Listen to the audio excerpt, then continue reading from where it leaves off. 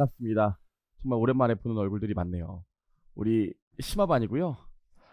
어, 요즘에 문제 유형을 보면 그 심화반을 한번 듣고 1차 공부를 하는 게 뭐 여러 가지로 유리해요. 동차까지 생각하면 당연히 유리하고요. 실제로 심화반이 열심히만 한다면 제일 도움이 되는 반인데 이게 아직 시험이 멀고 그러다 보니까 열심히 안 하는 친구들이 많아요. 열심히 하시면 되는데 일단 OT라고 하기 좀 그렇고요. 당연히 중급회계 1, 2를 듣고 오신 분을 대상으로 하는 거니까 다 듣고 왔겠죠. 얼굴 보니까 듣고 온 것 같고요. 객관식은 아직 안 들으신 분을 대상으로 하고요. 두 번째로 보면 이게 우리 심화반 보면 우리 가끔씩 보면은 심화반, 유예반, 동차반 다 똑같이 수업하는 선생님들도 있어요. 전체 내용을 한번 찐득하게 듣겠다 그러면 당연히 유예 1기 수업을 들으셔야 되고요. 동차반은 개인적으로 그 동차생들 아니면 추천하지 않아요. 왜냐면 동차는 정말 이번에 시험에 나올 것만 딱 가르치기 때문에 이번 시험 끝나고 나면 사실 필요가 없는 수업이에요.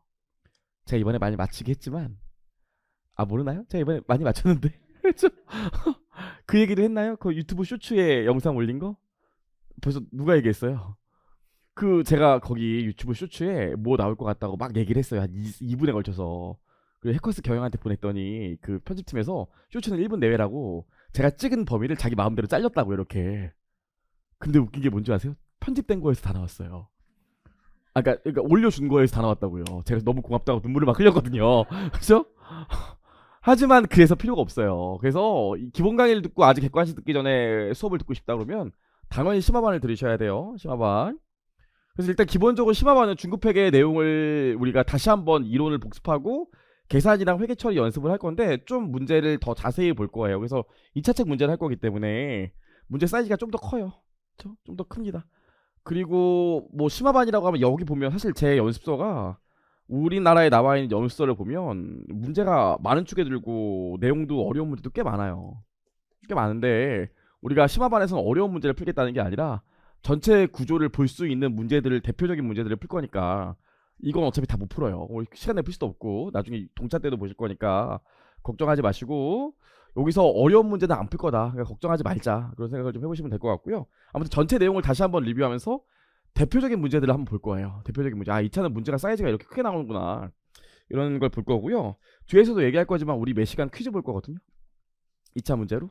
그래서 우리 미리 2차 답안지 쓰는 연습도 좀 하고 그럴 거예요. 뭐 점수 매기는 건 당연히 아니고요. 그 2차 시험 보고 그 자리에서 채점하고 점수 쓰면 제가 돌아다니면서 점수 보고 이렇게 매회 할 거. 나만 볼 거니까 매회 할 거거든요. 그 생각보다 되게 도움이 많이 돼요. 도움이 많이 되니까 빠지지 마시고 할 거고요. 혹시나 인강 듣거나 수업을 그날 빠진 분들은 제가 카페에 문제 올려놓을 테니까 그 보시면 돼요. 그렇게 진행을 할 거고요. 두 번째로 교재에 나와 있는데 우리 키앤드북이랑 그 다음에 이거 연습서 쓸 건데 중급회계 책은 당연히 안 하고요. 키앤드북 나 이거 사기 싫어. 그러면 중급회계 책 갖고 오셔도 돼요. 뭐 상관없습니다. 아무튼 이걸로 내용 정리할 거고 그 다음에 요걸로 풀 건데 저희 교재 보시면 제가 보통 2차 책들 보면은 문제를 크게 나눠가지고 단원이나 유형별로 따로따로 한 게 아니라 문제 합쳐서 여러 가지 유형이나 여러 가지 단원이 들어가 있는 경우가 많은데 제 책은 기출 문제 쪼개갖고 단원이랑 주제별로 넣어놨거든요. 주제별로 정리가 돼 있고 교재 보시면 주제들이 다 제목으로 나와 있으니까 이 주제별로 정리를 하면 돼요. 아무튼 그렇게 될 거고요. 세 번째로 보시면 수업 진행인데 우리가 15회예요. 15회 60시간. 그래서 우리 심화반 때는 뭐 시험에 잘 안 나오거나 그렇게 중요하지 않은 주제들은 당연히 안 할 거예요. 중요한 주제들이 있거든요. 예를 들어서 뭐 유형자산 아니 무형자산이랑 충당부채 이런 걸 할 필요는 없겠죠. 저 그거 진짜 듣고 싶은데 찾아오세요. 가르쳐줄게. 그래서 우리가 중요한 주제 위주로 할 거고요. 중급회계 1에서는 유형자산, 무형자산, 금융부채, 자본 이렇게 할 거고 중급회계 2에 시간을 많이 쏟을 거예요. 중급회계 2를 결국 잘 하셔야 되거든요. 그 회계사 시험도 그렇고 세무사 시험도 그렇지만 뭐 잠깐 세무사 시험 같은 경우에는 요즘에 특징이 있어요. 뭘까요? 특징이 뭘까요? 옛날엔 두 문제가 나오면 한 문제 한 단어씩 나왔거든요. 그러니까 전체 주제 중에서 딱 주제 두 개 나왔다고. 그래서 뭐 주제가 뭐 나올지 찍는 것도 어려웠고 사실 주제가 두 개만 나오기 때문에 중급회계에서 2에서만 내거나 중급회계에서 1에서만 내도 문제가 없었는데 요즘 한 2, 3년 사이에 주제를 문제 특징을 보면 한 문제 한 문제 나오는데 여기에 단원이 두 개 이렇게 나와요. 그래서 한 문제는 중급회계 1에서 두 단원, 한 문제는 중급회계 2에서 두 단원 이렇게 내고 심지어 올해 같은 경우에는 세 개 나왔거든요. 그래서 우리도 점점 이렇게 한 번에 여러 가지를 묻고 있어요. 그래서 뭐 제끼면 안 돼. 우리도 이제 다 할 줄 알아야 되고 특징적인 게 고급 회계 이제 다 할 줄 아셔야 돼요. 고급 회계. 올해 원래 금단의 영역인데 원래 세무사 같은 경우에 고급 회계 나오면 안 되거든요. 회계사에 당연히 나오는 거지만. 그래서 제가 고급 회계 뭐 연결은 안 해도 되지만 그래도 혹시 모르니까 보세요라고 유해생들이나 이렇게 얘기를 하지만 잘 안 보거든요. 근데 올해 다 나왔어요. 사실 연결이 이제 거의 다 나왔고 이 고급 회계 내용들이 거의 다 나왔거든요. 그래서 우리 이번 심화반에서 고급 회계도 할 건데 15회 빼고 특강으로 따로 할 거예요. 10월 9일인가 10월 14일인가 두 번 할 거거든요. 요거 외에 시간표 별도로 그 고급 회계 꼭 들으셔야 돼요. 자료는 제 카페에 올라가 있으니까 고급 회계 책 굳이 안 사셔도 돼요. 22,000원밖에 안 하지만 안 사셔도 돼요. 그렇죠? 아주 저렴하게 보시지만 안 사셔도 돼요. 그래요. 키앤드북에 새로 사신 분은 키앤드북에 고급 회계 내용이 추가됐거든요. 올해 새로 사신 분들은 그러니까 이거 있으면 되니까 그 특강 때 그냥 오셔서 들으시면 돼요. 하지만 이제 뭐 세무사 하시는 분은 회계사 하시면 당연한 거고 고급 회계 이제 제끼면 안 된다. 사실 그리고 세무사용으로 고급 회계 왁구만 외우면 다 풀 수 있어요. 분기 안 해도 되거든요. 그렇게 진행을 할 겁니다. 회계사도 마찬가지고요. 진행을 할 거고요. 수업은 당연히 4시간 진행하겠죠.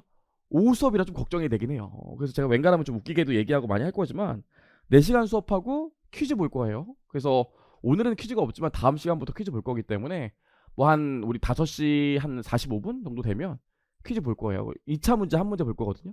그럼 그거 푸는데 한 20분 정도에서 걸리니까 20분 하고 채점 우리 하고 그 다음에 답 한번 점수 확인하고 이렇게 갈 거예요. 그쵸? 그리고 답안지 쓰는 연습을 좀 미리 하는 게 좋아요. 우리 1차 시험 끝나고 나면 2차까지 몇 개월 남죠? 세무사 같은 경우에 3개월 남죠. 뭐 회계사도 그 정도 남고요. 근데 문제가 뭐냐면 답안지 쓰는 것 때문에 막 못하는 분들 되게 많거든요. 답안지 어떻게 구성해야 되는지 몰라갖고 그러기에 시간이 없는데 그래서 우리 이거 퀴즈 할 때 답안지 쓰는 것도 좀 제가 보고 그럴 거니까 답안지를 실제 시험처럼 예쁘게 써가지고 동차 때는 답안지 쓰는 걱정 안 할 수 있도록 좀 할 거예요. 그렇게 진행을 할 겁니다. 그래서 퀴즈도 매회 볼 거다. 나와 있고요. 당연히 내용 정리해요. 바로 문제 풉시다. 자, 바로 알죠? 막 이러지 않아요. 필수적인 내용 정리 할 거고 여러분 다 까먹은 거 알고 있기 때문에 내용 정리를 하고 문제를 풀 거예요. 걱정하지 않으셔도 될 것 같고요. 당부의 말씀이 뭐냐면 심화반이 실제로 하면 진짜 도움이 돼요. 도움이 돼요. 근데 사실 이런 말 그렇지만 제일 축축 처지는 반이거든요. 물론 저랑 하면 안 쳐질 수도 있는데 일반적으로 좀 축축 쳐져요. 왜냐면 시험이 아직 멀잖아. 아유 모르겠다 객관식 때 해야지 이런 경우가 많기 때문에 사실 중간에 뭐 우리 학원 같은 경우는 안 그럴 수도 있겠지만 보통 일반적으로 이탈률도 많고 하다가 아예 나중에 해야겠다 이런 경우들도 많아요. 근데 완강하면 실제 진짜로 도움이 돼요. 진짜로 레알로다가 이미 심화반 잘 들으면 나중에 객관식 때도 훨씬 수월하고 동차 때도 훨씬 수월하기 때문에 우리의 목표는 이 뭐예요? 동차를 수월하게 하겠다는 게 목표예요. 목표가 있는 반이니까 그냥 아유 듣다가 어려우면 안 와야겠다 이런 생각 하시면 안 돼요. 그쵸? 그 객관식 반을 하기 전에 실력을 올릴 수 있는 마지막 기회다 맞죠? 이게 우리가 기본 강의 때는 사실 우리 전체 배워야 될 내용이 이만큼 있으면 기본 강의 때 거의 한 90% 배웠거든요. 기억 안 나시겠지만 90% 배울 거예요. 우리 심화반에서 뭐 특정 단어는 아주 안 중요한 단어는 안 배울 거지만 심화반에서 우리 거의 100% 다 할 거거든요. 고급 회계까지 할 거기 때문에. 근데 나중에 객관식 가면 다시 70%만 할 거라고요. 그래서 지금 한번 전체 내용을 다시 한번 쭉 볼 수 있는 시간이기 때문에 도움이 돼요. 막상 객관식만 보면 시간이 부족하기 때문에 뭐 어려운 문제, 지엽적인 문제 할 이유도 없고 할 시간도 없어요. 지금 마지막으로 전체 내용들을 찐득하게 좀 볼 거니까 보시면 되고요. 전 개인적으로 학생들한테 얘기하는 게 저도 이제 어느 정도 위치가 되기 때문에 뭐 꼭 제 수업 안 들어도 되고 무조건 제 수업을 무조건 앉아 있으라 그런 주의는 아니에요. 그래서 사실 여러분이 동차하려면 나중에 1차 시험 끝나고 나면 동차하려면 어떤 과목이 중요합니까? 재무회계요? 안 중요해요. 당연히 세법이 중요하죠. 당연히 세법이 중요해요. 동차 때는 세법 한 3개월 동안 세법에 올인해도 사실 시간이 부족하다고요. 그렇죠? 물론 그때 3개월 동안 재무회계를 안 하는 것도 아니지만 지금 어느 정도 해놔야 나중에 동차 때 재무회계에 대한 부담을 줄이고 세법에 올인할 수 있어요. 제가 볼 때 우리 합격하려면 동차로 만약 여러분 지금 동차만 얘기할게요. 동차로 합격하려면 당연히 회계학 1을 잘해야 돼요. 당연히 무조건이에요. 회계학 잘해야 돼요. 이번에 시험 봤는데 저한테 어떤 학생 문자 왔어요. 선생님 저 채점했는데 95점 받았어요. 이러더라고요. 그러면 이제 아무 걱정이 없죠. 그렇죠? 근데 여러분 그 정도 점수까지 받을 필요는 없거든요. 근데 대부분 뭐 때문에 떨어지냐면 세법학이 꽈락이 나요. 세법학은 아니야. 미안해. 세무회계에서 꽈락이 난다고요. 여러분 사실 잘 안 하잖아요. 그래서 우리 동차 때 세법에 시간을 많이 써야 되기 때문에 재무회계는 진짜 하루에 한 1시간 정도만 쓰고 나머지는 세법에 다 써야 된다고요. 그게 될 수 있도록 지금부터 이 심화반 할 거라고요. 그렇죠? 나중에 동차 때 재무회계 시간을 최소한으로 할 수 있게. 나는 지금 미리 이제 1차 시험 붙고 2차 시험 공부한다는 생각으로 좀 임하면 될 것 같아요. 괜찮을까요? 그럼에도 불구하고 그냥 아직 좀 준비가 안 되는데 심화반 듣는 분들도 충분히 많기 때문에 뭐 너무 어렵고 너무 복잡한 문제를 풀진 않을 거예요. 실제 우리 시험에 그렇게 나오지도 않고 늘 얘기하지만. 그래서 이 정말 도움이 되는 시간이니까 한번 열심히 해봅시다. 그래요. 자, 여기까지 했고요. 본격적으로 진도를 나가기 전에 우리 뭐 할 거냐면 두 가지를 복습하고 갈 거예요. 두 가지를. 첫 번째로 뭐 할 거냐면 회계 원리 복습할 거고요. 그럼 두 번째로 기타 포괄 손익을 다시 한번 복습해 볼 거예요. 그렇죠? 아우 그래도 여러분 오랜만에 얼굴 보니까 너무 반가워요. 우리 회계 원리 복습을 할 건데 생각보다 2차 시험에서 뭐 현금원표가 됐건 오류 수정이 됐던 여러 단원에서 우리가 회계 원리 때 배웠던 내용을 까먹어가지고 틀리는 경우가 많아요. 아주 기본적인 얘기로 한번 해볼게요. 자, 우리 회계 순환 과정을 잠깐만 보면 우리 기중에 뭐 하죠? 거래가 발생하면 분개하죠? 그냥 일단 좀 보시면 돼요. 그럼 우리 한번 봅시다. 다 아는 내용 같지만 한번 막 봅시다. 중급회계 원에서도 했지만 X 영년 말에 돈 100원 받아서 출자했대요. 그럼 현금 100원 오고 출자하니까 자본금 100원이 오겠죠? 그 X 연년 말엔 여기까지 했어요. 그 다음에 X 1년도에 거래가 뭐가 있었냐면 첫 번째로 현금 100원 차입했대요. 그럼 현금 100원 들어오고요. 여기 차입금 100원 이렇게 오겠죠? 전혀 어렵지 않아요. 그 다음에 외상으로 물건을 샀대. 그래서 여기 회계 처리를 매입 50원 하고요. 매입 채무 50원 했대요. 나중에 중급회계 가서 재고자산에서 자세히 얘기하겠지만 요거 보면 이 회사 회계 처리가 어떤지 알 수 있어요. 회계 정책이 뭐예요? 매입이랑 매입 채무 썼대. 재고자산인 건 알지. 그럼 재고자산에서 이거 계속기록법 쓴 거에서 실질재고자산법 쓴 거예요. 잘 오셨어요. 그쵸? 실질재고자산법 쓴 거지. 계속기록법이면 여기 재고자산이나 상품이 와야 되잖아. 그쵸? 계속기록법이 실질재고자산법이니까 일단 매입이 왔죠? 그럼 실질재고자산법의 특징이 뭐죠? 둘이 왜 그렇게 같이 앉았어요? 그쵸? 실질재고자산법의 특징이 뭐죠? 이런 걸 우리가 이제 시바반에서 하나씩 배워볼 거지만 실질재고자산법이면 기말에 매출원가에 대한 결산 수정 분개를 해줘야겠죠. 뭐 일단 이렇게 나와 있어요. 하고 나서 올해 보면 현금 100원 그 다음에 매출로 100원 나왔다는 거예요. 그래서 올해 여기까지 거래를 했다는 거죠. 여기까지. 그냥 보시죠. 분개를 해요. 우리 분개하고 나면 뭐하지? 전기하죠. 전기가 뭐예요? T계정의 계정별 증가와 감소를 옮겨 적는 게 전기 아닌가요? 그쵸? 그럼 전기를 지금부터 한번 해볼 건데, 자, 현금 계정 전기 먼저 한번 해봅시다. 한번 정리해 보는 거예요. 그쵸? 현금 계정 전기해 보면 전기 이거 어떻게 증가는 현금이 자산이면 차변에 감소면 대변에 적죠? 그럼 여기 뭐가 와요? 현금 증가했으니까 100원 적는데 요거 전년도 일이니까 기초라고 하면 되겠지. 그리고 뭐 있어요? 올해 현금이 또 100원 증가했네. 여기 뭐라고 써요? 현금이라고 써요? 차입금이라고 써요? 차입금이라고 쓰죠? 항상 증가한 거 반대쪽에 쓰니까 여기 차입금 씁니다. 이거 읽을 수 있겠죠? 차입금. 그 다음에 현금이 또 늘었네. 100원만큼 여기 뭐라고 써요? 매출이라고 이렇게 쓰겠죠? 그래서 자산의 T계정에서 증가는 차변에 감소는 대변에. 자, 여기까지 하고 그 다음 또 볼게요. 뭐 있습니까? 계정에 또 보면 매입은 사실 임시계정이라서 자산인지 비용인지 중요하지 않은데 그냥 일단 자산이라고 보고 회계 처리할게요. 전개할게요. 그럼 어떻게 돼요? 여기 매입 50 증가했고요. 이유가 매입 채무 때문이 되겠지. 그럼 우리 지금 요거 했어요. 그 다음 뭐 하면 돼요? 부채하면 되겠네. 지금 부채 보시면 차입금 있으니까 매입 채무 먼저 할까요? 여기 또 매입 채무 기재하시고 매입 채무는 대변 항목이니까 증가는 대변에 감소는 차변에 쓰죠. 그럼 여기 50 쓰고 여기 뭐라고 와요? 매입이라고 반대쪽 써주시면 되겠지. 뭐 한번 해볼게요. 좋아요. 여기까지 했어요. 여기까지 하고 또 뭐 있습니까? 차입금 있죠? 차입금? 그럼 여기 차입금 보면 차입금이 100원 증가했어. 이유는 뭘로 써? 반대쪽에 현금 이렇게 쓰면 되겠죠. 다 아는 얘기는 한번 하는 거예요. 그럼 부채도 다 했어. 그 다음 뭐 해줘야 돼? 자본금 해야겠지. 그럼 자본금의 T 계정을 전개하면 자본금이 100원 증가했어요. 부채와 마찬가지로 자본도 증가하면 대변에, 감소하면 차변에. 여기 뭐 써요? 현금 쓸 거 아닙니다. 아니니까 여기까지 했어요. 수익 뭐 있어? 매출 있지? 너무 궁금해서 물어보는데 매출은 증가 감소예요? 발생 취소예요? 수익과 비용은 발생하고 취소지 증가 감소가 없지. 아무튼 매출이 발생했으니까 대변에 쓰고요. 여기 뭐라고 써? 현금이라고 쓰겠죠. 비용은 없어요. 그 중에 이렇게 분개하고 전개할 거 아닙니까? 이거야 당연히 할 수 있을 거예요. 자, 여기까지 언제부터 언제까지 여기까지? 보고기간이 1월 1일부터 12월 30일까지면 여기까지 하죠. 그다음 12월 30일이 되면 뭐해? 거래 멈춰, 분개 멈춰, 전기 멈춰 한 다음에 이제 뭐해요 우리? 결산을 하잖아. 그 결산 과정에서 첫 번째로 뭐 합니까?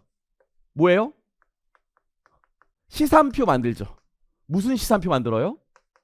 수정전 시산표 만들죠. 수정전 시산표. 그럼 수정전 시산표 만들 때 어떻게 해야 돼? 여기 현금의 기말 잔액이 300원 있고요. 매입의 잔액이 50원 있고요. 부채의 잔액이 50원 있고요. 자본의 잔액이 100원 있고요.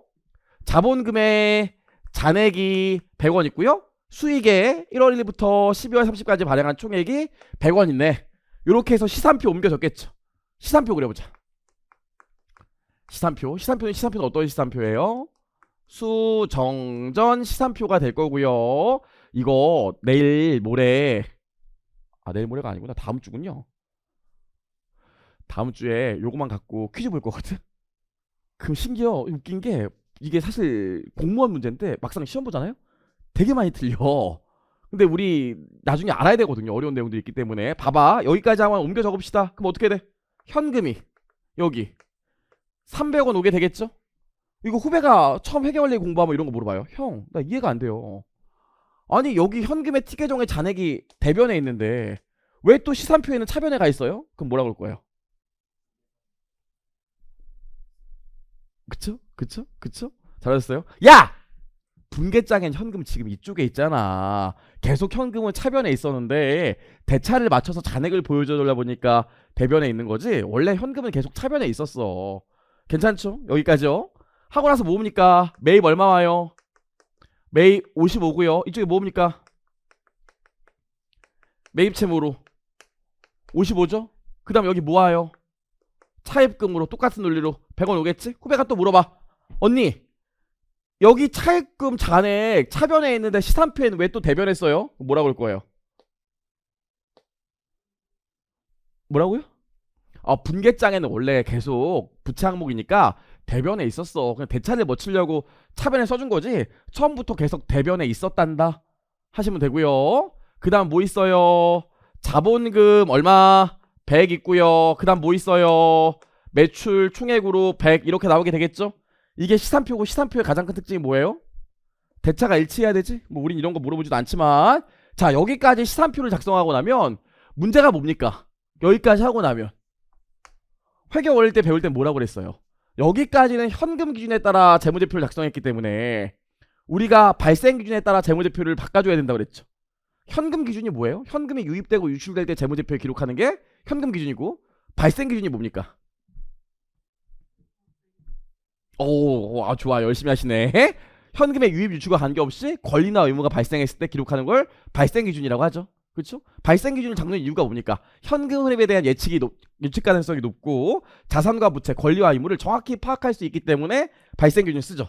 아무튼 그래서 우리 뭐 해줘야 돼? 결산 수정 분계라는 걸 하잖아요. 우리 대부분 배우는 것들이 결산 수정 분계잖아. 그 사실 결산 수정 분계에는 종류 3가지 있는 거 기억나시나? 결산 수정 분계에는 첫 번째 뭐 있어요? 현금 기준을 발생 기준으로 바꿔주는 게 결산 수정 분계고, 두 번째로 뭐 있어요?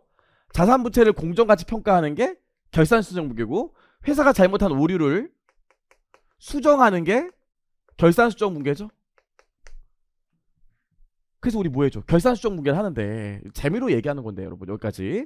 그럼 여기까지 하고 나면 우리 결산 수정 분계를 또 해줘야 되는데 딱 봤을 때 여기서 결산 수정 분계할 게 몇 개 있을 것 같아요? 여기 결산 수정 분계 몇 개 있을 것 같아요?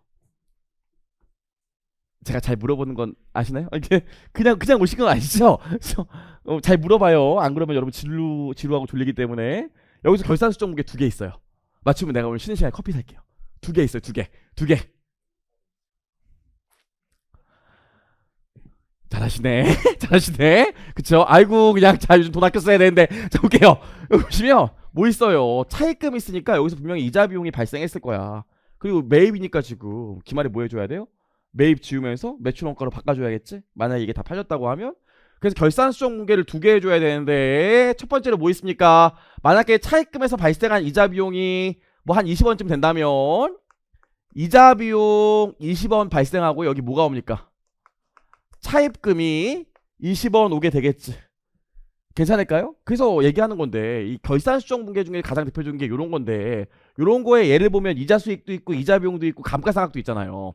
그럼 얘네들은 이자 수익 이자 비용 이 결산 수정 분계에서 현금 기준을 발생 기준으로 바꿔주는 거 이 발생 기준을 적용하다 보면 가장 대표적인 게 이자 수익 이자 비용 감가상각비 있는데 얘네들은 매 순간 발생하는 거예요? 아니면 기말에 한 번만 발생하는 거예요? 어차피 결산 수정 분계를 한 번 하니까 매 순간 발생하는 걸까요? 아, 혹시 제 수업 처음 들은 분들은 제가 물어보는 게 자꾸 싫으면 이렇게 하면 된다 그랬죠? 이렇게? 얼마 전에 저기 8월 기본반 하는데 제가 물어봤다고요. 여학생 표정이 안 좋더라고요. 쉬는 시간 됐더니 없어져 있더라고. 다시 한번 반성했어요. 부담스러우면 X 하시면 돼요. X 하시면 X 하시면 매 순간 발생하는 거예요? 아니면 기말에 결산 수정 분계할 때 발생하는 거예요? 아니, 학생한테 물어봤잖아요. 아, 모르겠어요? 매 순간 발생하죠? 매 순간 발생하는데 편의상 기말에 한 번 회계 처리하는 거지. 그래서 우리 어때요? 유형자산 감가상각도 마찬가지고 사채도 마찬가지고 중간에 유형자산을 처분하거나 중간에 사채를 상환하게 되면 반드시 먼저 해줘야 되는 게 뭐예요? 이자 비용이나 감가상각을 미리 인식해야겠지. 미리 회계 처리해야겠죠. 왜냐면 매 순간 발생하고 있는데 편의상 결산 수정 분계로 기말에 한 번만 하려고 안 하고 있었던 건데 매 순간 발생하고 있었다고요. 근데 12월 30일 결산 수정 분계를 하기 전에 처분하거나 상환하게 되면 발생하고 있었던 거 먼저 회계 처리하고 처분이나 상환에 회계 처리해야 되지 않겠습니까? 중요한 얘기고요. 그 다음 요건 어떻게 돼요? 만약에 재고자산 다 팔렸다고 하면 매입 50 없어지면서 여기 매출 원가로 50 바뀌게 되겠죠? 결산 수정 분계 이렇게 봐봐. 이렇게 하게 되면 뭐가 바뀌어? 이 매입은 요거 지워지면서 뭐가 와요? 이쪽에 매출 원가가 55게 되겠지? 저 결산 수정 분계 반영하니까. 그래서 매입은 완전히 사라질 거예요. 그 다음에 또 우리 뭐 해줘야 돼? 요건 했고 그 다음 뭐 해줘야 돼요? 이자 비용이라는 T 계정을 다시 만들어야겠죠? 그럼 이자 비용 계정의 T 계정을 다시 보면 이자 비용이 생겼어. 20원. 이유가 뭐 때문에? 차입금 때문에. 그럼 여기 차입금이라고 전기하고요. 차입금 어떻게 돼? 차입금이 늘어나죠? 이자 비용 때문에 차입금이 20원 늘어났으니까 여기 이자 비용으로 20원 오겠지. 이렇게 바뀌고요. 요것도 했어. 요거 했고 요거 했어요. 마지막으로 뭐 해주면 돼요? 매출 원가의 T 계정을 작성해서 여기 어떻게 돼? 매출 원가 50원이 오는데 이유가 매입 때문이야. 이렇게 수정 분계 한 거에 따라서 T 계정을 다시 T 계정을 몇 개 더 추가해 줘야겠죠? 수정하고. 자, 여기까지 하면 어떻게 돼? 차입금의 잔액이 120원으로 바뀌고요. 이자 비용이라는 계정이 새로 생기면서 총액이 이자 비용이 20원 오게 되고 매출 원가라는 비용의 총액이 20원 더 추가되게 되겠지. 자, 여기까지 했습니다. 여기까지 하고 나면 이제 우리 뭐예요? 결산 수정 분계까지 다 했어요. 그럼 결산 수정 분계 하고 나면 뭐하지? 수정후 시산표 나오죠. 여러분 이게 아무것도 아닌 것 같지만 재고자산이나 나중에 현금흐름표 혹은 오류수정 가면 수정 전 시산표랑 수정 후 시산표랑 구분해서 자료를 주는 경우가 있어요. 수정 전 시산표랑 수정 후 시산표랑 일부 항목들이 다르기 때문에 지금 수정 전 시산표랑 수정 후 시산표가 어떻게 다른지를 좀 아셔야 돼. 문제에서 수정 전 시산표를 주면 결산 수정 분계가 제시되기 전 금액이고 수정 후 시산표는 결산 수정 분계가 제시된 이후의 금액이라고요. 그래서 아까도 얘기했지만 만약에 회사가 재고자산에서 계속기록법을 써요. 그럼 수정 전 시산표에 계속기록법이면 뭐가 떠 있을까? 재고자산이랑 매출원가가 떠 있겠죠? 실질 재고조사법이라면 어떻게 돼요? 수정전 시산표에 재고자산은 기초재고가 떠 있고 매출원가는 없고 매입만 있을 거라고요. 이런 차이들이 나오거든요. 그래서 지금 그때 가서 또 자세히 얘기할 거지만, 그래서 지금 수정전 시산표, 수정 후 시산표 회계 원리 때 얘기했던 거 잠깐 한번 다시 리마인드 하는 게 도움이 돼요. 도움 안 되면 안 해요. 바빠 죽겠는데 지금. 자, 여기까지 하고 나면 우리 수정 후 시산표 다시 만들어 보자. 수정 후 시산표 트라이얼 밸런스 만들어 보겠습니다. 자, 만들면 이렇게 될 것 같아요. 일단 현금은 똑같이 300원 있고요. 매입은 다 사라졌고요. 매입 채무는 여전히 50원 있겠죠? 그 다음에 차입금은 100원이 아니라 120원 됐을 겁니다. 그 다음 뭐 있어요? 자본금은 여전히 100원 있겠죠? 여기까지 하고 수익에 뭐 있어? 매출 100원 있고요. 비용에 이자 비용 20원 있고요. 비용에 줄여서 매원이라고 쓸게요. 매출원가 누가 20원이래. 매출원가 50원 있겠죠? 대차 만나보자. 여기 370원, 여기 370원. 아유, 나 잘했네. 수정 후 시산표까지 만든 다음에 뭐 해야 돼요? 찢어야 되죠. 재무상태표와 손익계산서로. 자, 여기서 우리가 알 수 있는 시산표의 특징이 있는데, 시산표의 가장 큰 특징은 뭐 대차의 합계가 일치해야 된다는 것도 있지만, 시산표의 특징 뭐가 있을 거야, 남자분 가운데. 아, 이러려고 온 거 아니야? 그쵸? 뒤에 분 시산표의 가장 큰 특징 뭘까요? 그쵸, 뭐 그쵸? 오랜만에 뭘까요? 모르겠어요? 시산표의 가장 큰 특징이 뭐야? 물론 여기 지금 이익잉여금이 없지만, 시산표에 만약 여기 이익잉여금이 있다고 해볼게요. 시산표상의 이익잉여금에는 올해 당기순이익이 반영돼 있어, 안 돼 있어? 겁나 중요한 얘기예요. 나중에 많이 써. 시산표상에는 아직 올해 당기순이익이 자본에 안 들어가 있죠. 그래서 우리 회계할 때 뭐 해보지? 시산표 이렇게 딱 준 다음에 재무상태표상에 기록될 자본은 얼마냐 물어보죠. 그럼 이거 100원 쓰면 돼, 안 돼? 안 돼. 시산표 한번 찍어볼게요. 재무상태표와 손익계산서로. 재무상태표와 손익계산서로 찢어보면 엄청나게 중요한 얘기가 있어요. 현금 300원 오고요. 여기 매입채무 50원 오고요. 여기 차입금으로 120원 오지. 그리고 여기 뭐 있어? 자본금이 100원 오죠? 대차 맞아요, 안 맞아요 지금? 안 맞아. 손익계산서 볼게요. 손익계산서를 찢어보면 여기 매출로 100원 나오고요. 순서 바꿀게요. 매출원가 50 나오고요. 이자 비용으로 20 나오지. 대차 맞아요, 안 맞아요? 안 맞지. 뭐 때문에 안 맞아요? 당기순익 때문에 안 맞잖아. 그럼 여기 당기순익 얼마 나와요? 30 나오게 되겠지. 그쵸?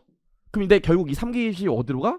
기말에 집합손익을 타고 이익 잉여금으로 30 가잖아요. 그쵸? 이래야 대차가 맞는다고. 그래서 알고 싶은 게 뭐냐면, 만약에 시산표상에 여기 이익잉여금이 있대. 만약에 시산표상에 이익잉여금 여기 100원 있다고 합시다. 만약에. 그럼 요 이익잉여금에는 올해 당기순이익이 들어가 있어요, 안 들어가 있어요? 안 들어가 있다고요. 찢어서 수익과 비용을 쪼개서 당기순이익이 넘어가야 들어가는 거지. 이건 올해 이익잉여금엔, 이 시산표상의 이익잉여금에는 올해 당기순이익이 반영이 안 돼 있어. 2차 시험에서 문제가 어렵게 나오면 시산표를 이렇게 준 다음에 이걸 하나 낑겨서 내는 경우가 많고요. 뭐 현금흐름표나 이런 데서도 자본, 재무활동에 현금흐름 할 때 2차 때는 이런 걸 물어보는 경우가 많기 때문에 반드시 기억하셔야 돼요. 하나 안 끝났죠. 여기까지 해서 수정 후 시산표에서 BS와 IS까지 만들었어요. BS와 IS까지 만들고 나면 우리 마지막으로 뭐 해줘야 되지? 장부에 마감해야 되죠. 장부에 마감이 뭡니까?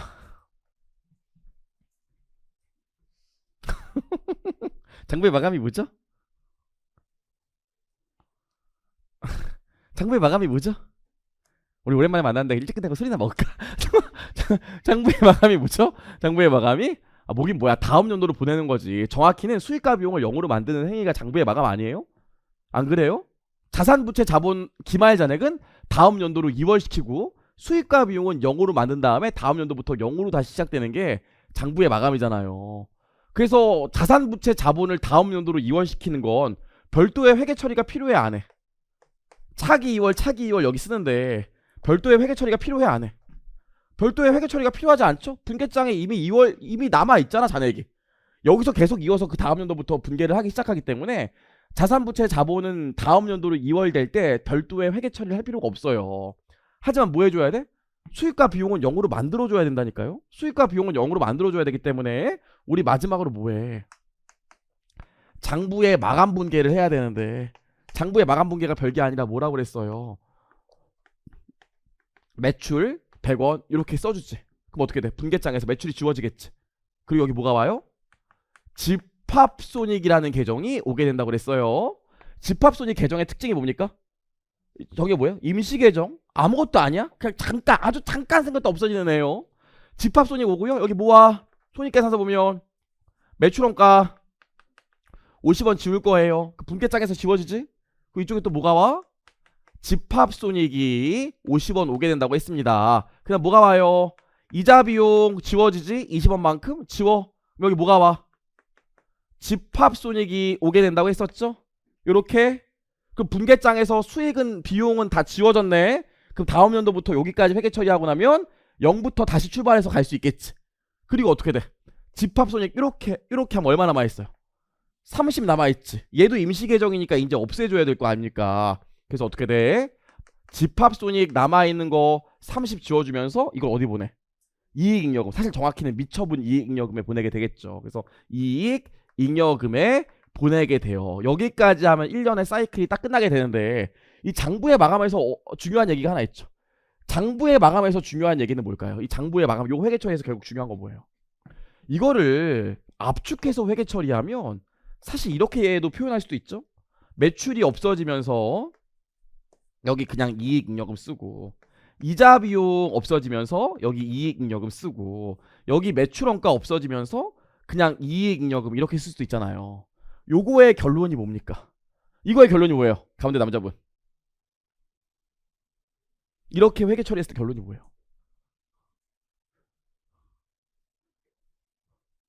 그래도 좋네. 이렇게 고민하는 모습 좋아요. 어저께 다른 데 공무원 가서 수업하는데 그 정신이 없었는데 제가 좀 막 압박하고 막 그랬더니 정신이 없었나 봐요. 뭐해요? 빨리 얘기해요. 그랬더니 너무 놀래갖고 뭘까 이러더라고요. 제가 그래서 아니 반말은 하지 마요. 제가 그래서 선을 넘네 내가 그랬거든요. 그렇죠? 고민하는 모습 좋습니다. 뭐긴 뭐야. 결국 수익이 발생하면 올해 그것만큼 자본이 들어요. 비용이 발생하면 결국 그것 때문에 자본이 준다고. 그래서 우리 1차 시험도 2차 시험도 단기 손익에 미치는 영향을 물어볼 때도 있지만 자본에 미치는 영향을 물어볼 때도 있어요. 어디서? 전환사채 이런 데서 자본에 미치는 영향을 물어본다고요. 그럼 여러분들은 또 전환사채 가면 전환사채 전환으로 자본에 증가한 것만 찾아본다니까? 근데 뭐 돼 있어? 전환사채에서 발생한 이자 비용도 자본에 영향을 미쳐요. 그래서 우리 시험에서 자본에 미치는 영향을 물어보는 문제가 중급회계 2에서 많이 나오면 여러분들은 진짜 자본 변동하는 것만 찾는 경우가 많은데 이거 외에도 수익과 비용도 자본 변동에 영향을 미쳐요. 그래서 진짜 장부 마감에서 제일 중요한 얘기는 그 얘기라고. 왜 자본에 미치는 영향을 물어보는데 수익과 비용도 가산해요? 이런 거 저한테 가끔씩 물어본다고요. 왜 그래? 장부의 마감 과정을 거칠 거기 때문에 수익과 비용이 발생하면 그것만큼 자본에도 영향이 미치게 돼요. 계산할까요? 여기까지가 우리가 회계 원리에서 알아야 되는 내용이에요. 결국엔 여기서 이런 내용들을 몰라서 나중에 틀리는 경우가 많기 때문에 심화반에서 여기까지 좀 정리하셔야 되고. 자, 여기까지 했으니까 이제 두 번째로 우리 뭘 정리해 볼까요? 두 번째로 기타 포괄손익까지만 정리하고 진도 나갈게요. 자, 우리 기타 포괄손익 얘기를 좀만 해보려고 합니다. 기타 포괄손익 얘기를 돌아와서 우리 수익이랑 비용이 있어요. 오랜만에 물어보네요. 수익의 정의가 뭐죠? 그쵸? 주주와의 거래를 제외한 자본 증가액이죠. 다른 말로 주주와의 거래를 제외한 부채의 변동이 없을 때 자산이 증가한 걸 수익이라고 그러고요. 주주와의 거래가 없을 때 자산의 변동이 없을 때 부채가 감소한 걸 수익이라고 하죠. 그럼 비용은 뭐라고 그래요? 주주와의 거래가 아닐 때 자본이 감소한 걸 비용이라고 하죠. 그렇죠? 주주와의 거래가 없을 때 부채의 변동이 없는데 자산이 감소했거나 주주와의 거래가 없을 때 자산이 변동이 없는데 부채가 증가한 게 수익이잖아요. 비용이잖아요. 그럼 여기까지 하고 나서 내용 정리를 좀 해봅시다. 우리 보시면 당기순이익이랑 기타 포괄순이익 있죠? 당기순이익과 기타 포괄순이익의 정의 오랜만에 한번 물어볼까요?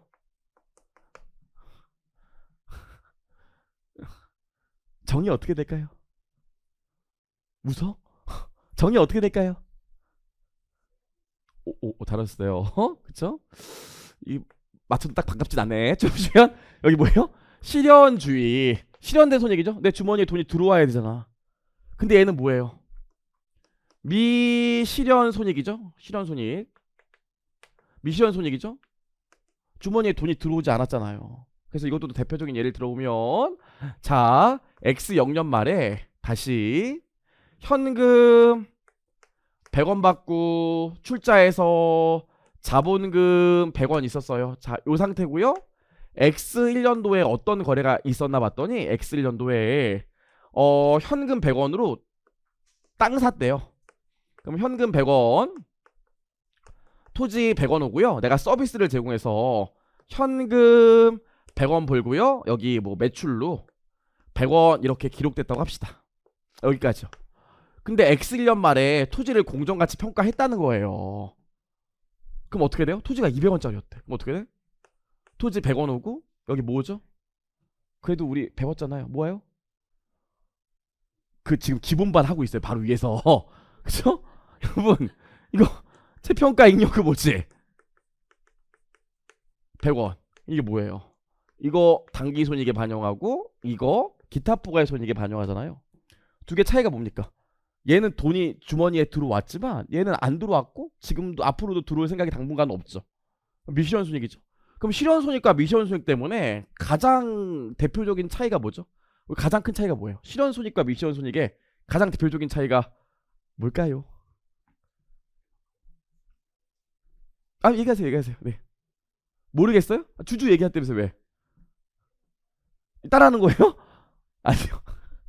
여러분, 실현 손익은 이미 실현이 됐기 때문에 장부에 마감을 해도 되죠. 근데 미실현 손익은 아직 실현이 안 됐기 때문에 장부 마감하면 안 돼. 전년도에 5억 벌었다고 올해 0원이면 아무 의미가 없다고 그랬잖아요. 그쵸? 하지만 집값은 10억 주고 사는데 전년도에 3억 오르고 올해 2억 올랐대. 그럼 얼마 올랐다고 그래야 돼? 5억 올랐다고 얘기해야지. 2억 올랐다고 하면 안 돼요. 너 전년도에 3억 오른 거 쉿 이러면 안 된다고요. 아직 안 팔았기 때문에. 그래서 장부 마감하면 안 된다고 그랬지. 이것 때문에 회계 처리 특징이 있었던 거 기억나시나요? 봐봐. 그래도 배웠으니까 FVPL 100원 주고 샀대요. 그래도 기본반이 들었으니까 바로 얘기해도 되죠. 안돼 안돼. FVPL 금융자산인 건 알죠? 기말에 공정가치평가에서 평가손익을 당기손익에 반영하는 애들이요. 그럼 봐봐요 여러분. 되게 좋아하니까 X 1년 말에 공정가치가 90이라고 할까요? 그럼 요거 회계처리 어떻게 하지? FVPL 금융자산이 10원 감소하면서 여기 평가 손실로 10원 잡고 요거 당기손익에 반영하죠.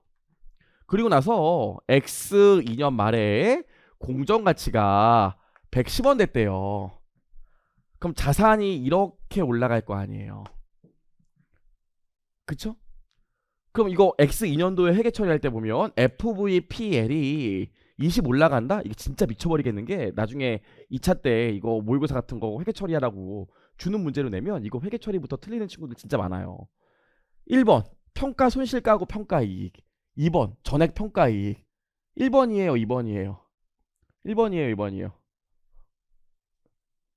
고양이 옷 입으신 분 몇 번이에요?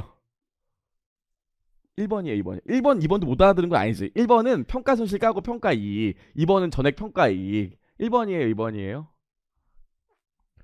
잘하셨어요. 2번이에요.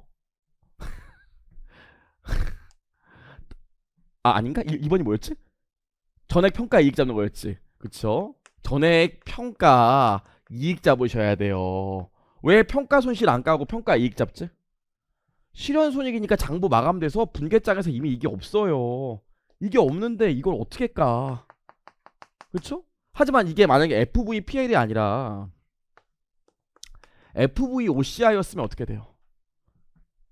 기반의 공정가치평가에서 평가손익을 기타 포괄손익에 반영하는 애들.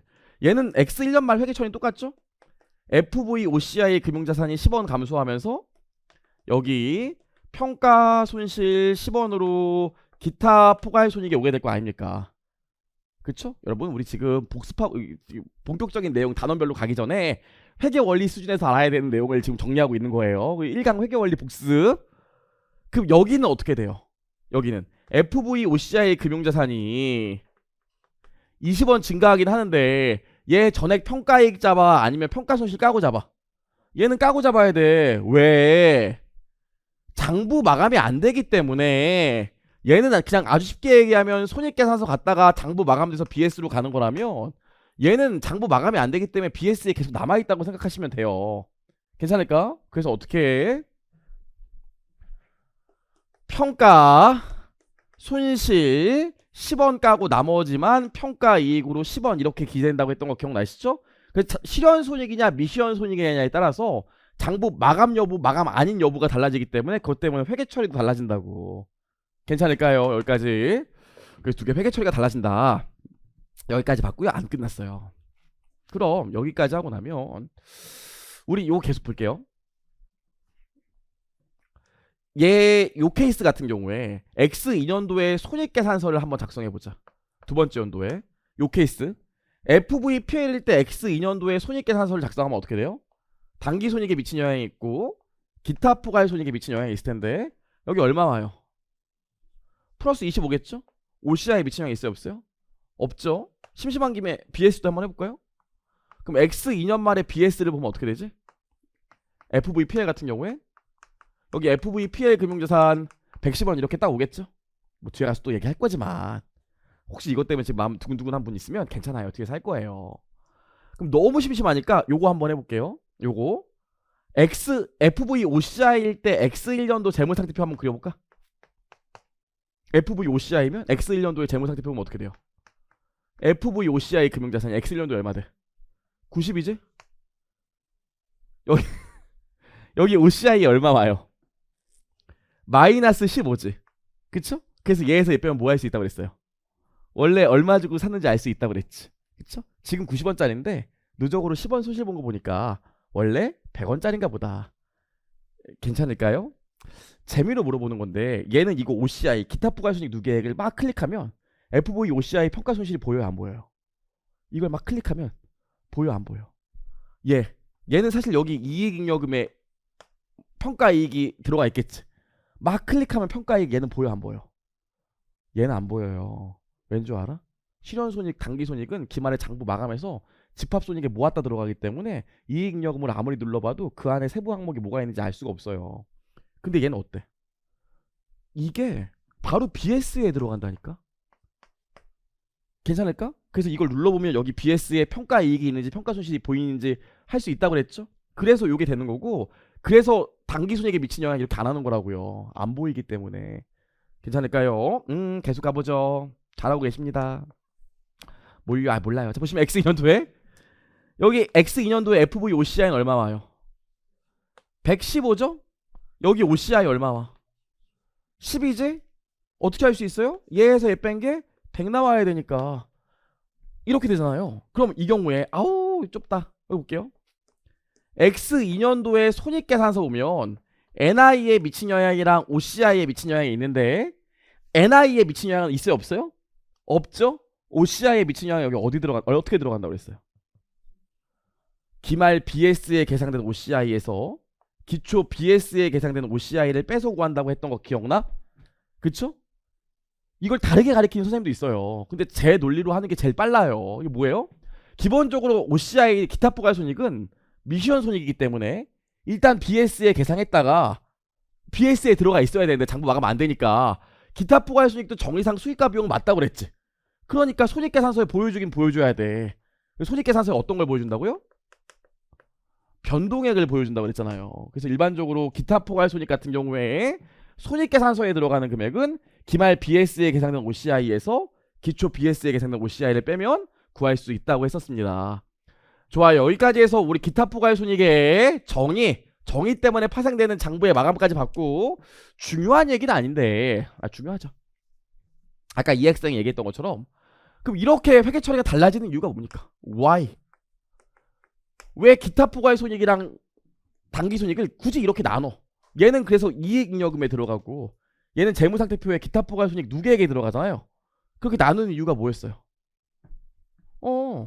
이익잉여금은 배당의 재원이 되지만 기타 부가손익 누계액에 들어가 있으면 얘는 배당이 안 된다고 그랬죠.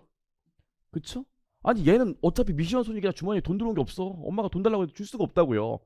그래서 이렇게 구분하는 거라고 그랬죠. 그런적인 이유가 다 여기 때문입니다. 좋아요.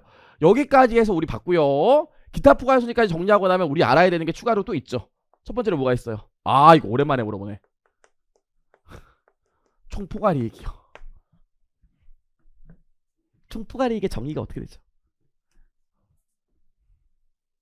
뭐라고요? 자본 변동에? 자산 변동에? 잘하셨어요. 자, 잘하셨어요 진짜로. 이 총포괄손익의 정의가 뭐였죠? 첫 번째 NI 더하기 OCI. 두 번째로 뭐였죠? 주주와의 거래가 없을 때 자본 변동액. 세 번째 주주와의 거래가 없고 부채 변동이 없다면 자산 변동액이라고 했던 거 기억나요? 좀 전에 내가 회계 처리하고 지웠는데 괜히 지웠네.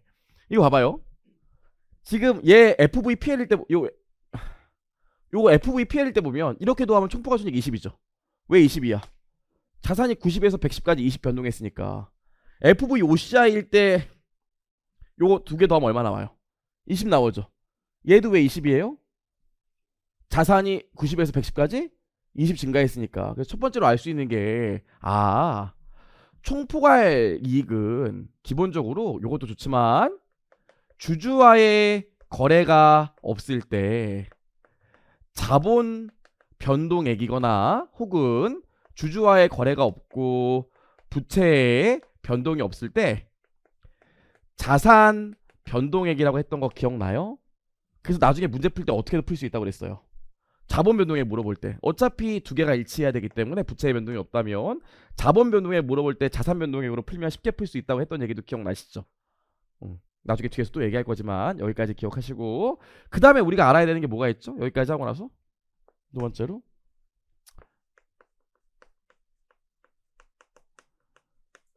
재분류 주정 있죠? 재분류 주정? 이거 좀 너무 구석에 썼으니까 지우고 다시 쓸게요.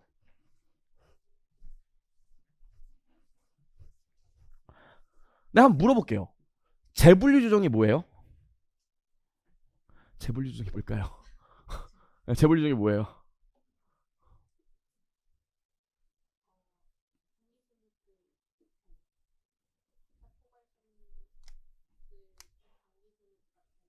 단기손익 같은 거요?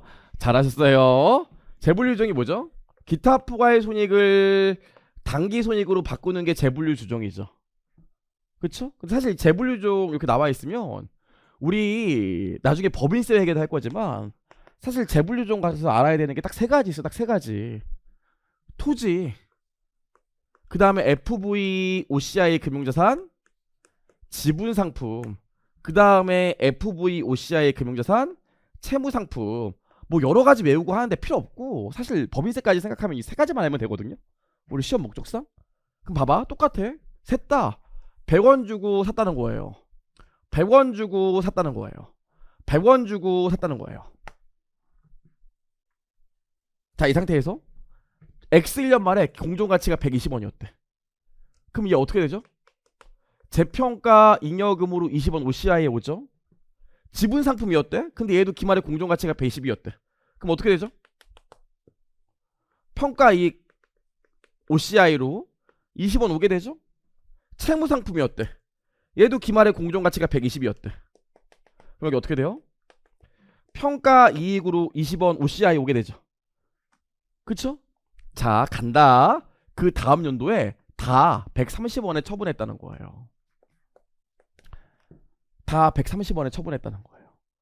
나중에 법인세 배우게 되면 법인세도 되는 거죠. 법인세 나온다고 했는데 우리 나왔잖아요. 내년에 안 나오겠네요. 그런 생각을 이제 하면 안 돼요. 왜냐면 이제는 한 문제에 3개씩 나오고 그러기 때문에 하면 안 돼요. 그럼 나 봐봐. 얘 처분이익 얼마예요? 그쵸? 이거 틀리면 서운해. 처분이익 10이야. 얘 회계 처리 처분할 때 보면 어떻게 돼요? 나 봐. 처분할 때 회계 처리 보면 현금 130원 들어오겠죠. 그리고 어떻게 돼? 토지 120원 없어지겠죠? 장부에 120원으로 돼 있을 테니까 괜찮을까요? 그냥 전반 선생님 저 이런 내용 하나도 기억 안 나요. 괜히 왔나 봐요. 아니 좀 이따 다시 할 거야. 괜찮아 여러분. 그거 한 번 하면 안 돼. 데스크에 올라가 있을 거야. 잠시요. 여기 뭐 있습니까? 여기 처분 이익으로 10원 나와서 요건 당기순이익에 반영되지. 그리고 재무제표에 남아있는 재평가잉여금은 어떻게 돼요? 놔둘 수도 있고 원하면 이익잉여금으로 대체할 수도 있죠. 뭐 대체하는 회계 처리를 한다고 합시다. 그럼 어떻게 돼요?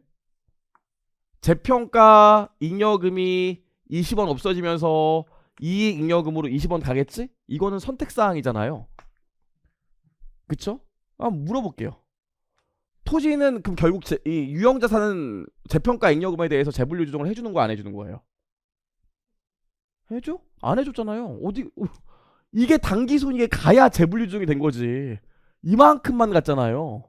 그럼 재분류 조정이 안 된 거잖아요. 재분류 조정을 안 해주는 이유가 뭡니까? 토지는 유형자산에 대해서 재분류 조정 안 해주는 이유가 재분류 조정 안 해주잖아. 안 해주는 이유가 뭐예요? 표정이 그걸 배우러 왔다 이 새끼는 표정인데 재분류 조정 안 해주는 이유가 뭐예요? 일시죠? 장기간 투자 성과가 일시에 당기순이익에 들어가는 걸 막기 위해서 기존에 재평가했을 때 발생한 재평가잉여금은 그냥 놔두거나 이익잉여금을 대체하는 거고 처분대가와 전기말 공정가치의 차이만 당기순이익에 넣잖아요. 장기간 유형자산은 사용하면서 오래 보유하기 때문에 장기간 투자 성과가 일시에 당기순이익에 들어가는 걸 막기 위해서 그렇게 하는 거예요. 괜찮죠? 이유가 다 다르다고 그랬잖아요. 그럼 너무 심심하니까 이거 한번 그려봅시다. 뒤에서 이런 내용들 다시 한번 할 건데 한번 리마인드 하고 갑시다. 중요한 내용이니까. 여기 얼마 와? 10이죠? 두근두근. 여기 얼마 와요? 남자분 여기 얼마 와요? 얼마 오냐고요? 잘 오셨어요. 0이죠? 총포괄손익의 정의가 뭐라고? 자산 총액이나 자본 총액의 변동을 가져와야 되는데 이거는 자본끼리 위치 이동했기 때문에 자본 총액이나 자산 총액의 변동이 없지. 변동이 없으면 총포괄손익에 기재할 수가 없다고요. 여기 들어가면 총포괄손익이 돼야 되는데 그래서 이렇게 재평가 잉여금 OCI에서 이익잉여금으로 대체 위치 바꾸는 회계 처리는 절대로 여기 기재할 수가 없어. 나 잘했나 검사해볼까? 두 개 더하면 얼마? 총포괄손익 10이지. 왜 10이야? 자산이 120에서 130까지 10 변동했으니까. 잘했네. 어휴 했고요. 자, 두 번째 지분 상품이에요. 이거 처분 손익 얼마예요? 이 처분 손익 얼마예요? 0? 0이에요. 0이죠? 얘는 0이야. 얘는 회계 처리가 어떻게 되지? 기억나는지 모르겠지만 1단계로 평가 먼저 하지. 그래서 FV OCI 금융자산 10원 늘려주고 평가이익 10원 해줘요. 그럼 장부상 어떻게 되겠어요? FV OCI 금융자산 130원 평가이익으로 30원 가있겠지. 제가 자세히 할 거예요. 그럼 2단계로 뭐 하죠? 현금 130원 들어오면서 FV OCI 금융자산 130원 처분하지. 얜 이러고 딱 끝나. 근데 내가 원하면 얘도 못 내줄 수 있어요? 응. 평가이익 10원을 이익잉여금으로 아니 10원이 아니지. 평가 다 앞에 30원 있으니까 30원을 이익잉여금으로 30원 대체하는 요 회계 처리는 해줄 수 있지. 원한다면. 그럼 FV OCI 지분 상품은 재분류 중이 되는 거야 안 되는 거예요? 안 되는 거죠. 왜 안 될까요? 얘는 왜 안 된다고 그랬어요? 좋아요. 이렇게 물어보면서 지금 여러분 어디까지 이해하고 어디까지 공부하고 왔나를 확인하고 있어요. 그쵸? 이거 책 팔고 기본서로 다시 우리 들고 자 돌아와서 얘는 재분류 조정 못 해주는 이유가 뭡니까? FV OCI 지분 상품. 지분 상품은 FV PL이 원칙인데 어떻지? 분류 시점에 최초 취득 시점에 FV OCI로 분류하는 경우만 허용해주고 그 이후에는 절대로 서로 간에 재분류는 안 된다고 그랬지. FV OCI 지분 상품은 재분류 조정이 아니라 재분류를 허용하고 있지 않기 때문에 같은 논리에서 재분류 조정도 허용하지 않는다고 그랬잖아요. 기억나? 지분 상품은 재분류가 안 된다고. 재분류가 안 되니까 재분류 조정도 안 돼. 그래서 여기서 끝내기로 했고요. 요거 손익계산서 작성해 봅시다. 그럼 NI, OCI 이거 얼마야? 0. 이거 얼마예요? 여기서 마이너스 20 하면 진짜 미쳐버려요. 이거만 들어가 있지? 자산의 변동을 가져온 건 얘밖에 없으니까 10. 나 잘했나 확인해볼까? 총포괄손익 얼마? 10이지. 왜냐면 자산이 120에서 130 변동했으니까. 어휴 잘했네. 세 번째 두근두근두근 재무상품이에요. 처분손이 얼마예요? 요즘 저희 둘째 딸이 저 따라하거든요. 제가 이게 우리 여러분이 농담으로 하지만 제 집에 있을 때는 좀 기분 언짢고 그러면 표정이 확 나타난대요. 막 이런데요. 저희 둘째 딸 요즘 저 따라하거든. 이러면서 처분손이 얼마예요? 얼마냐고요? 잘하셨어. 30이에요. 잘했어. 30이야. 왜? 채무상품은 재분류를 허용하기 때문에 재분류 조정도 허용해요. 채무상품 자기들끼리 왔다 갔다 하잖아. 그렇죠? 그래서 우리 보시면 얘는 어떻게 합니까? FM으로 하면 이렇게 하지. 똑같은 논리로 하면 1단계로 FV OCI 금융자산 10원 또 늘려줘. 그래서 평가이익 10원 또 나와. 채무상품은. 그럼 2단계로 뭐 해주죠? 2단계로 현금 130원 들어오고 FV OCI 여기까지 회계 처리해서 130 된 거 없애주지. 그리고 대망의 3단계로 채무상품 뭐 해줘요? 얘는 재분류 조정 허용하기 때문에 평가 이익 30원 없어지면서 처분 이익으로 30원 가잖아. 이렇게. 그쵸? 그럼 손익계산서 그려봅시다. 여기 얼마 와요? 단기순 얼마 와요? 35지? 여기 얼마 와? 10이야 플러스 10이야 마이너스 20이야? 얘는 마이너스 20이에요. 왜냐면 요거 손익계산서에 들어간다고. 이걸 안 넣어주면 여기 플러스 10이 와. 그럼 총포괄손익이 플러스 40이야. 말이 안 되잖아요. 재분류 조정한 금액들은 여기 들어가. 신기한 게 다른 시험들은 이거 안 물어본다? 근데 우리 세무사 회계사 같은 경우엔 이것도 다 물어봐. 할 줄 아셔야 돼. 그럼 만나 검사해볼까? 하면 얼마 나와요? 10. 그럼 나 잘했지. 괜찮을까요? 그 재분류 조정 막 여러 가지 얘기하지만 결국 우리 시험에 나오는 재분류 케이스가 3개야 3개. 크게는 이게 다라고요.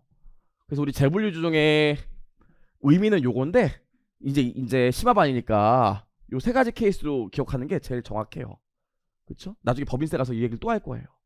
정확히 할 줄 아셔야 돼. 정확히. 자 여기까지 해서 우리가 기타 포괄손익에 꼭 알아야 되는 정의까지 봤어요. 여기까지. 사실 여기까지가 회계원리에서 꼭 알아야 되는 내용이에요. 여기까지 했고요. 이제 나머지 내용들은 우리 어떻게 본격적으로 내용을 해볼 건데요. 우리 연습서를 펴보시면 어떻게 돼 있나요? 연습서를 펴보시면 잠깐 지워볼까?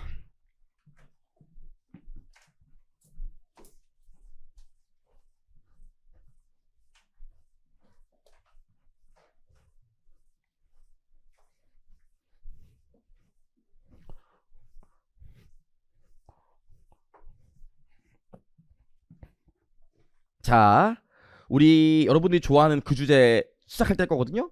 수익이요. 그래서 우리 연습서를 보시면 왜 이게 나왔어? 잠시만요.